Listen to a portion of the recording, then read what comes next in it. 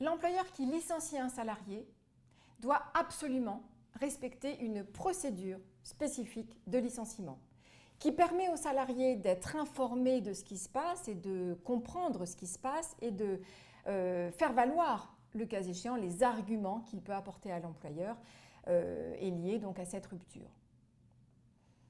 Bonjour à toutes et à tous, bienvenue sur cette séquence sur la procédure de licenciement pour motif personnel. Annabelle vous fait part du cas suivant. Écoutez bien. Elle a reçu un salarié en entretien préalable à une sanction disciplinaire le 18 janvier. La lettre de licenciement a été notifiée au salarié le 4 février par lettre recommandée avec accusé de réception.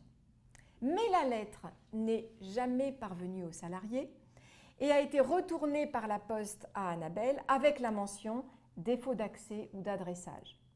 Et maintenant, le salarié conteste son licenciement pour absence de cause réelle et sérieuse en faisant valoir qu'il n'a jamais reçu la lettre de notification de son licenciement.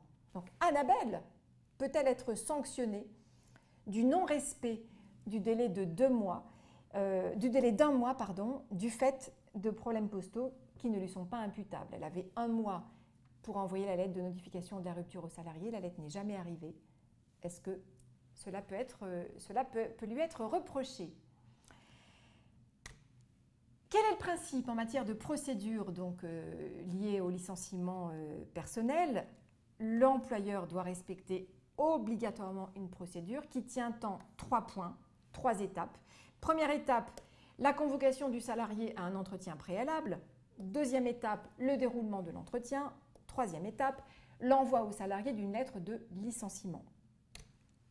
Première étape, la convocation du salarié à l'entretien préalable. Donc cette convocation doit obligatoirement être faite soit par lettre recommandée avec accusé de réception, soit par lettre remise en main propre au salarié contre décharge, c'est-à-dire avec sa signature, précisant bien que la lettre lui a été transmise tel jour, ou alors tout autre moyen, parce qu'il faut être un petit peu moderne quand même avec les nouveaux moyens de communication, tout autre moyen qui permette de justifier des dates d'expédition et de réception de la lettre. Et la lettre doit prévoir un délai de 5 jours ouvrables minimum entre la réception et la date de l'entretien. 5 jours ouvrables, ça veut dire qu'on va tenir compte de 6 jours dans la semaine, donc du lundi jusqu'au samedi.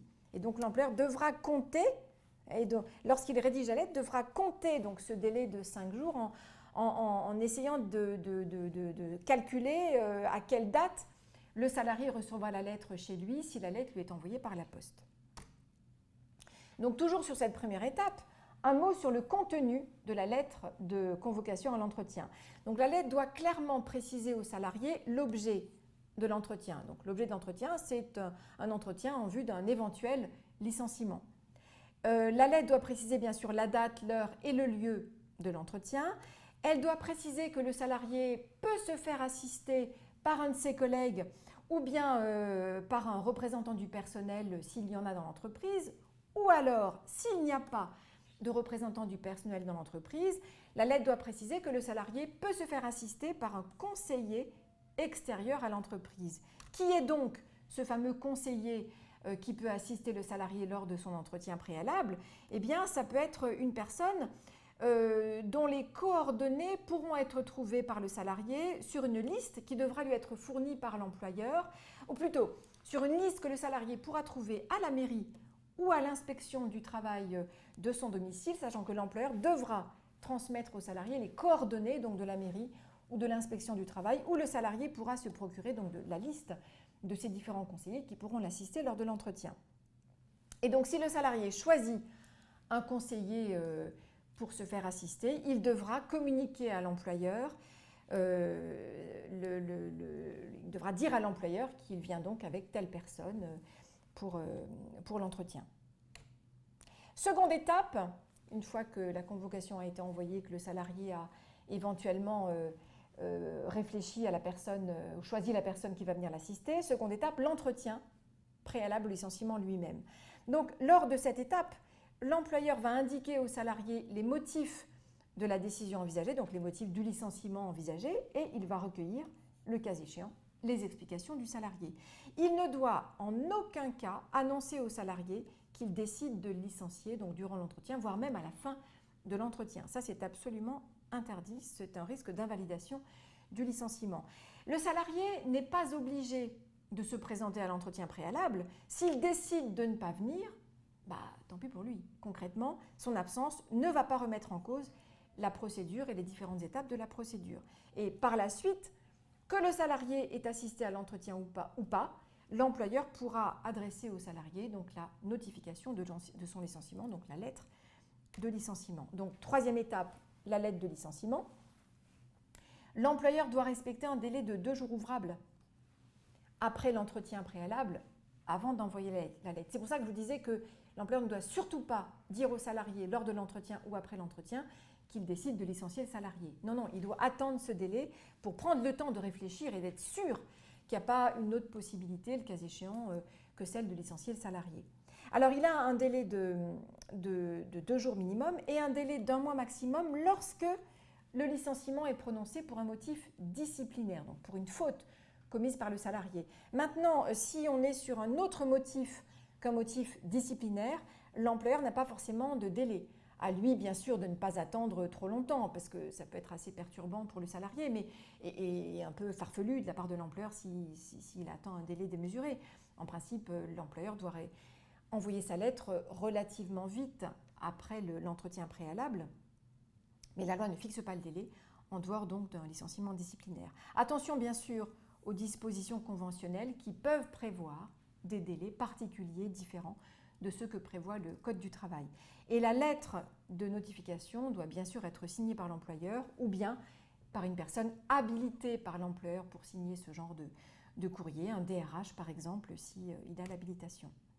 Alors, s'agissant toujours de cette lettre de licenciement, la lettre doit bien sûr préciser le motif du licenciement. On l'a déjà évoqué lors de la séquence précédente. La lettre doit énoncer par écrit chaque motif justifiant le licenciement et doit rappeler les droits et les obligations de chaque partie.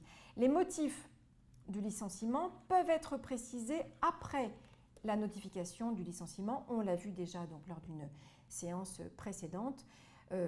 Auparavant, ce n'était pas le cas. Avant les ordonnances Macron, ce n'était pas le cas. Et donc l'employeur qui ne précisait pas de manière suffisamment claire le motif pouvait se voir sanctionné pour absence de motif. Aujourd'hui, ce n'est plus le cas. Le motif peut, après coup, être précisé par l'employeur. Je vous renvoie à la séance précédente. La lettre de licenciement fixe les limites du litige en ce qui concerne les motifs de licenciement. Ça veut dire quoi? Ça veut dire qu'on est limité par ce qui est indiqué par la lettre. Autrement dit, l'employeur ne pourra pas invoquer, éventuellement lors d'une audience prud'homale, ne pourra pas invoquer d'autres motifs que ceux qui ont été précisément indiqués par la lettre ou ceux qui auront été précisés par la suite en cas de demande du salarié, le cas échéant. L'insuffisance de motivation de la lettre de licenciement ouvre droit pour le salarié à 1 mois de salaire maximum de dommages et intérêts. L'absence de cause réelle et sérieuse de licenciement ouvre droit à une indemnité de licenciement. Et en cas d'irrégularité de procédure, le salarié peut réclamer une indemnité qui ne peut pas être supérieure à 1 mois de salaire. Terminons avec la réponse au cas pratique. Annabelle peut être rassurée. Là, pour le coup, on a une jurisprudence qui date du 30 novembre 2017 qui nous précise que dans un cas comme celui rencontré par Annabelle, si l'employeur a notifié au salarié le licenciement à la bonne adresse et dans le délai d'1 mois, s'agissant notamment d'un licenciement disciplinaire, il ne pourra pas être tenu pour responsable des problèmes d'acheminement postaux. En clair, le licenciement restera valable si l'employeur donc a bien respecté ce délai. Voilà. Voilà la fin de cette séance et on passe, je vous attends sur la séance suivante sur l'indemnité de licenciement.